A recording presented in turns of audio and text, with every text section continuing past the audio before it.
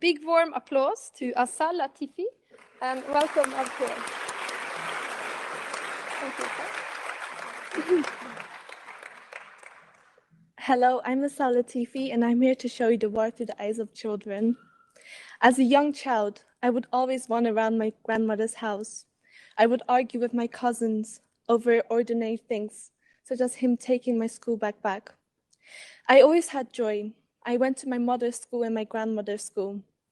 It was so fun. I loved it a lot. That wasn't until my childhood had been taken away by the Taliban. It was night. I remember it clear as day. We walked all night through the woods.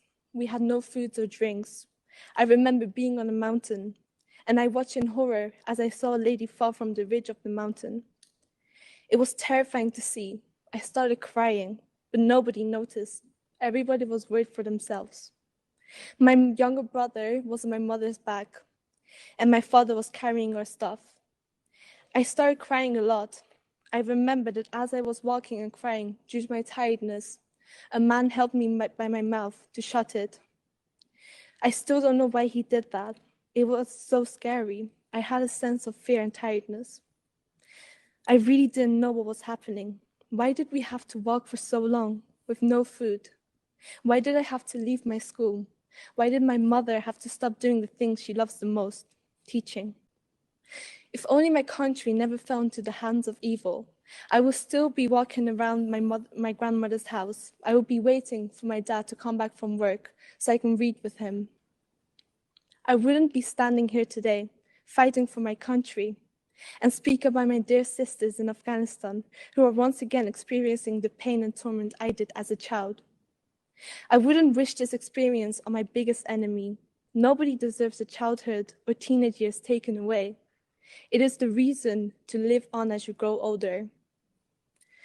Although I'm safe now, in a wealthy country, with my friends and my family, and I have no fear of going outside, I can do what I want, I can be in love, I still wonder how I got here.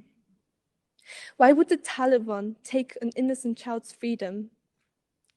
My childhood started in the Netherlands. I had friends, I went out. I had a lot of joy with school and my friends. I get why so many people don't bother with school. I get that it can be boring and very strict.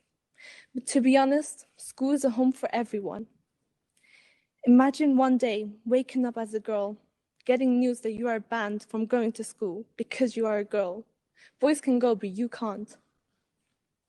All these girls, they wish for nothing but to go to school. They wish to not wear a hijab from their face to their feet.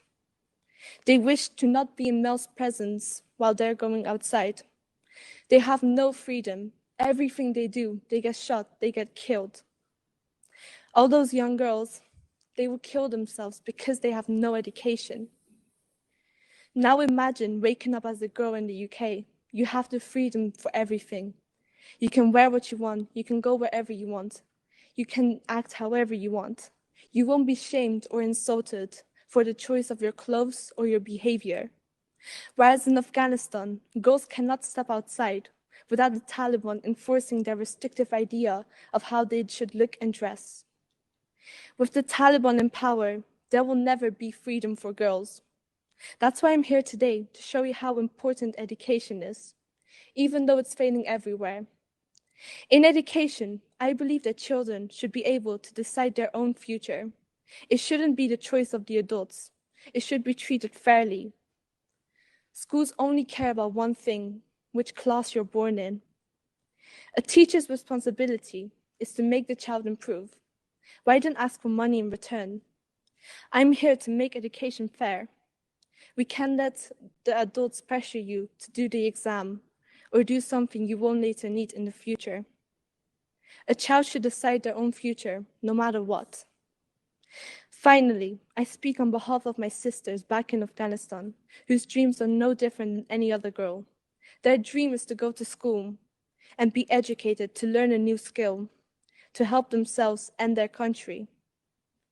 We also have one nightmare, that other countries, for political reasons, may accept this inhuman behavior of the Taliban and ban school everywhere. Like thousands of other Afghan girls, I wish that countries would stand against the Taliban, just as my mother is doing, Angela. She started an online school for hope. Even though that she can't really help them that much, she's still defying them. She's going against Taliban. If she can do this, why can't you do it as well? It is more than 100 years that we, the women of Afghanistan, are fighting for a fair life. Even in this critical situation, it is no exception. My mother was a teacher. Now she's a teacher of hope. She's doing it online. The girls in Afghanistan, they're trying so hard. They are managing self-education as well as courageous demonstrations. To close my speech, I would like you to listen to the voice of women from Afghanistan. These women need help from the world to prevent the extremism from expanding in the region and the planet. It is not time to close our eyes and just ignore their voices. It is time to give them a hand, open our eyes, and take this seriously. The time for action is now.